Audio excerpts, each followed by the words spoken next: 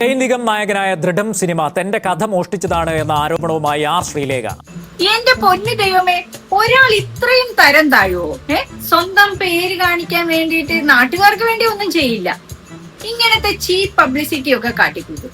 Police സ്റ്റേഷനിലെ കഥ പറയുന്ന സിനിമയാണ് മാർട്ടിൻ ജോസഫ് സംവിധാനം ചെയ്ത ദൃഢം. എസ്ഐയുടെ വേഷത്തിൽ ഷെയ്ൻ നിഗം നായകനായ ചിത്രം ഇപ്പോൾ OTT-യിൽ പ്രദർശനം തുടരുന്നു. ആ സിനിമയുടെ മൂലകഥ തന്റെ ചെറുകഥയുടെ മോഷണമെന്നാണ് മുൻ DGP ആർ ശ്രീലേഖയുടെ ആരോപണം. 4 വർഷം മുമ്പ് ആഴ്ചപ്പതിപ്പിൽ പ്രസിദ്ധീകരിക്കുകയും തന്റെ യൂട്യൂബ് ചാനലിൽ പ്രക്ഷേപണം ചെയ്യുകയും ചെയ്ത കരിങ്കുടി പോലീസ് സ്റ്റേഷൻ എന്ന ചെറുകഥയിൽ നിന്ന് മോഷ്ടിച്ചെന്നാണ് ഫേസ്ബുക്കിലൂടെ ഉന്നയിച്ച ആരോപണം. കേന്ദ്രത്തിന്റെ എല്ലാ അനാഥ ഗർഭവും ഞാൻ ഉണ്ടാക്കിയതാന്ന് പറഞ്ഞുകൊണ്ട് നടക്കുന്ന ഒരുത്തനില്ലേ ദേശീയ നേതാവ്. സംവിധായകൻ ആരോപണം നിഷേധിച്ചു.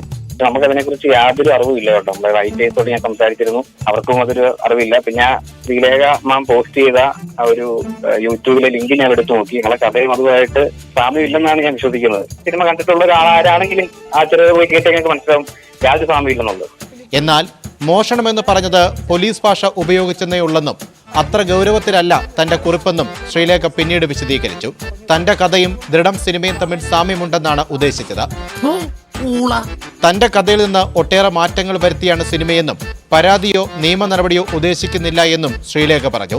എന്തായാലും ഭാഗ്യമായി ചെമ്മീന്റെ കഥ പുള്ളിക്കാരിയുടെ ജീവിതം കോപ്പി അടിച്ചാന്ന് പറയാഞ്ഞത്. പുള്ളിക്കാരിയുടെ ഈ കാട്ടിക്കൂട്ടിലൊക്കെ കണ്ടപ്പോ എനിക്ക് താണ്ട ഈ സീന ഓർമ്മ വന്ന്. എന്റെ മഞ്ഞപ്പുറ വേണ്ട, നിങ്ങൾ പത്രസമ്മേളനം നടത്തിയ ആരോപണങ്ങൾ ഉന്നയിച്ച് അതിനൊരു വിലയില്ലാതായി. നിങ്ങൾക്കും ടിവിയിൽ ഇടയ്ക്കിടയ്ക്ക് ആൾക്കാർക്കാണ് ഞാൻ മുഖ്യമന്ത്രിയോ മന്ത്രിയൊന്നുമില്ലല്ലോ. അപ്പൊ ഇതേ ഒരു വഴിയുള്ളൂ. എടോ, ബുദ്ധി വേണം.